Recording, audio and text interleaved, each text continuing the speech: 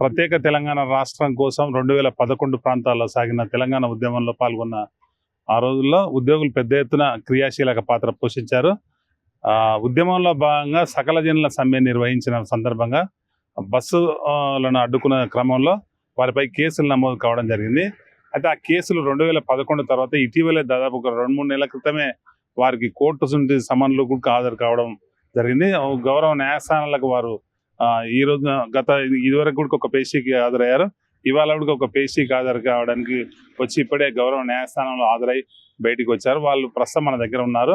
అందుకు సంబంధించిన వివరాలు అడుగుదాం. ఆ కేసు ఎప్పుడు నమోదైంది, దాదాపు ఇంతకాలం తర్వాత నోటీసులు వచ్చినాయి కదా, దాని మీద ప్రభుత్వం నుంచి స్పందనే ఉంది. ప్రభుత్వం నుంచి గతంలోనే తెలంగాణ ఉద్యమానికి సంబంధించిన కేసులు ఎత్తివేస్తామన్న ఇప్పటి ప్రభుత్వం అప్పటి ప్రభుత్వం వీళ్ళకి ఏమైనా న్యాయం చేసిందే లేదా అనే విషయాలను అడిగి తెలుసుకునే ప్రయత్నిద్దాం.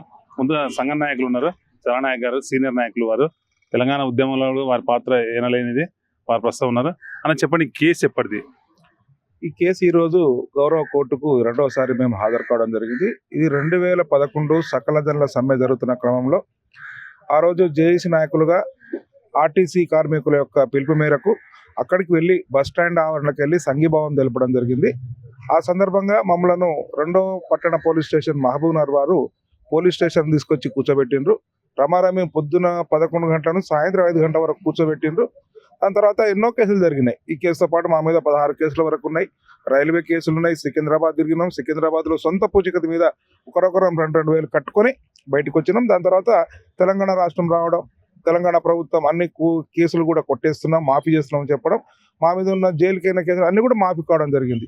అన్ఎక్స్పెక్టెడ్గా ఈ కేసు సంబంధించినటువంటి ఒక 2 నెలల క్రితము 2వ పట్టణ పోలీస్ స్టేషన్ మహబూబ్నగర్ గారి ద్వారా మాకు ఫోన్ రావడం, గౌరవ కోర్టు ఇచ్చినటువంటి సామాన్స్ మాకు ఇవ్వడం. మరి ఇదైతే కొద్దిగా సరే, మేమైతే ఎక్కడ ఫీల్ కావట్లేదు. ఉద్యమకాలు ఆ ఉద్యమంలో ముందర నిలబడ్డాం. మా కుటుంబాలను వదిలిపెట్టేసి ఉద్యోగాలను లెక్క చేయకుండా, ప్రాణాలను లెక్క చేయకుండా రోడ్డు మీద నిలబడేది వాస్తవం. ఈరోజు కూడా మా పట్టిమ మాలో ఉంది కాదంటే, కానీ అనవసరంగా ఈరోజు ఇంతమంది మేమైతే ఇంకా సర్వీస్లో ఉన్నాం.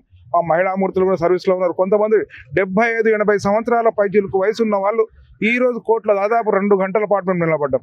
2 నిమిషాలు కూడా నిలబడే పరిస్థితిలో ఉన్న వాళ్ళు నిజంగా వారి మీద జాలి చూపించాల్సిన ప్రభుత్వానికి ఉన్నది.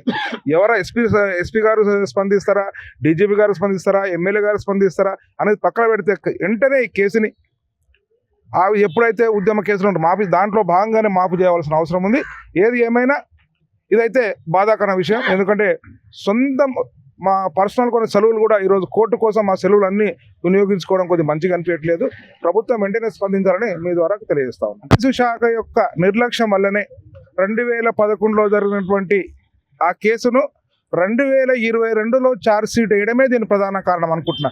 ఏది ఏమైనా అది ప్రభుత్వం యొక్క నిర్ణయం నేను అన్నాను, కానీ ఖచ్చితంగా పోలీసు యొక్క నిర్లక్ష్యమే. ఇప్పుడైనా మన ఎస్పీ గారు మేడం జానకి మేడం గారు ఉన్నారు, వెంటనే స్పందించి మన గౌరవ ఎమ్మెల్యే గారు కూడా ఎస్పీ గారికి ఫోన్ చేయడం జరిగింది. మేడం ఇప్పుడైనా వాళ్ళ సంబంధించినటువంటి పబ్లిక్ ప్రాసిక్యూటర్తో మాట్లాడి ఈ కేసు రద్దయ్యే విధంగా చూడవలసిన అవసరము ఈ ప్రభుత్వానికి ఉన్నది, పోలీసు వ్యవస్థ మీద కూడా ఉన్నది. మీరేం చెప్తారు సార్ ఈ కేసు గురించి? ఇది సకల జనుల సమ్మెలో ప్రభుత్వ ఉద్యోగులము తమ కుటుంబాలను పక్కకు పెట్టి, తమ ఉద్యోగాలను పక్కకు పెట్టి ఆ సమ్మెలో పాల్గొని ఎంతో పెద్దగా ఉవ్వెత్తున తీసుకొచ్చిన తర్వాతనే వచ్చిన ఈ తెలంగాణ ప్రభుత్వము ఈ కోర్టు కేసు కోసము, కోర్టు మీద ఉన్న గౌరవం కోసం వచ్చి హాజరవుతుంటే ఇంతవరకు కూడా ఈ ప్రభుత్వం స్పందించటం లేదు. పోయిన ప్రభుత్వం స్పందించలేదు, ఇప్పటి ప్రభుత్వం కూడా స్పందించటం లేదు. ఇంటెలిజెన్స్ రిపోర్ట్ ప్రభుత్వానికి ఉన్నాయి కూడా, ఇక్కడ ఏ కేసులు ఉన్నాయని. ప్రతిసారి ఇది రెండో పేజీలో కూడా మేము ఇక్కడ కలుస్తున్నామంటే ఇంటెలిజెన్స్ రిపోర్టు ప్రభుత్వానికి ఉంటాయి. కనీసం తెలంగాణ ప్రభుత్వము స్పందించి తెలంగాణ ప్రజల మీద ప్రేమతోని తెలంగాణ ఫైటర్లుగా త్యాగం చేసిన మా పైన ఈ కేసులు తొందరగా ఎత్తివేయాల్సిందిగా మేము కోరుతా ఉన్నాము, డిమాండ్ చేస్తా ఉన్నాము. ఇక్కడ ఉన్న వాళ్ళు లేడీస్ ఎందరో ఇబ్బంది పడుతున్నారు తమ కుటుంబాలను వదిలిపెట్టి ఉద్యోగాలు చేయటంలో. కానీ ఇకపోతే రిటైర్ అయిన వాళ్ళము ఎంతో మంది ఉన్నాము అనారోగ్య పరిస్థితులతోని. ఇక్కడకు 28 మెంబర్స్ ఉన్నారు. అందరు రిటైర్ అయిన ఎక్సెప్ట్ లేడీస్ మాత్రమే వర్కింగ్ ఉన్నారు. A2 నరసింహారెడ్డి 3-4 మాత్రమే వర్కింగ్లు ఉన్నారు. అయినా వాళ్ళు కూడా ఎట్లా ఉన్నారు అంటారంటే ఉద్యోగ ధర్మాన్ని పాటించాలా లేకపోతే కోర్టుకు రావాలా, ఈ పరిస్థితిలో ఉండి తెలంగాణను తెచ్చుకునేది ఇందుకేనా? కష్టాలను నెత్తిన పెట్టుకోవటానిక, లేకపోతే కుటుంబాలను పాడు చేసుకోవటానిక? ప్రభుత్వం ఒక్కసారి మానవతా దృక్పథంతో పరిశీలించాలి, ఆత్మావలోకనం చేసుకున్నాలే. ప్రజలు వీళ్ళు కూడా మా ప్రజలే, వీళ్ళు చేసిన సమ్మె నుంచి మేము ఈరోజు అందలం ఎక్కినాము అనే భావనతోనైనా కనీసం మాకు ఈ కోర్టు కేసులు తీసి తప్పించేయాల్సిందిగా, మరి ఇప్పుడు వచ్చే కేసు లోపల దీన్ని కొట్టేయాల్సిందిగా మేము విజ్ఞప్తి చేస్తున్నాము, డిమాండ్ చేస్తున్నాము.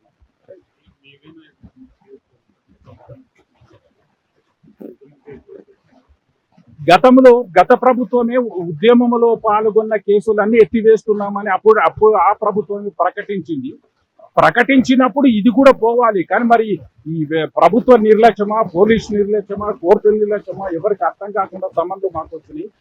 ఈ విషయంలో స్పందించి చెప్పడానికి కూడా ఎవరు ఆ విషయం అర్థం అవటం లేదు.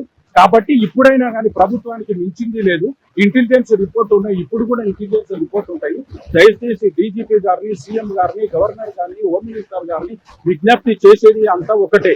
ఇక్కడ ఉన్నోళ్ళంతా 70-10 కంటే ఎక్కువ ఉన్నోళ్ళు, ఎవరు కూడా చిన్నోళ్ళు లేరు. నిర్లక్ష్యమా, పోలీస్ నిర్లక్ష్యమా, కోర్టు నిర్లక్ష్యమా ఎవరికి అర్థం కాకుండా సంబంధం మాకు వచ్చినాయి. ఈ విషయంలో స్పందించి చెప్పడానికి కూడా ఎవరు ఆ విషయం అర్థం అవటం లేదు.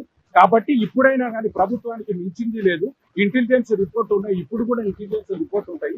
దయచేసి డీజీపీ గారిని, సీఎం గారిని, గవర్నర్ గారిని, హోమ్ మినిస్టర్ గారిని విజ్ఞప్తి చేసేది అంతా ఒకటే. ఇక్కడ ఉన్నోళ్ళంతా 70-10 కంటే ఎక్కువ ఉన్నోళ్ళు, ఎవరు కూడా చిన్నోళ్ళు లేరు. ఎక్సెప్ట్ దీస్ పర్సన్స్ 4-5 మెంబర్స్ ఉన్నారు వర్కింగ్. వాళ్ళు కూడా ఇప్పుడు రిటైర్మెంట్ కు దగ్గర ఉన్నారు. కాబట్టి తొందరగా కనీసము ఈ కేసును వచ్చే పేషు లోపల కొట్టేయాల్సిందిగా మేము బహిరంగంగా డిమాండ్ చేస్తున్నాము. ఎందుకంటే మానవతా దృక్పథం తెలంగాణ తెచ్చుకున్నది ఈ కష్టాల కోసమేనా అని మేము అడగవలసిన పరిస్థితి వస్తుంది. ఇది మా ఆవేదన.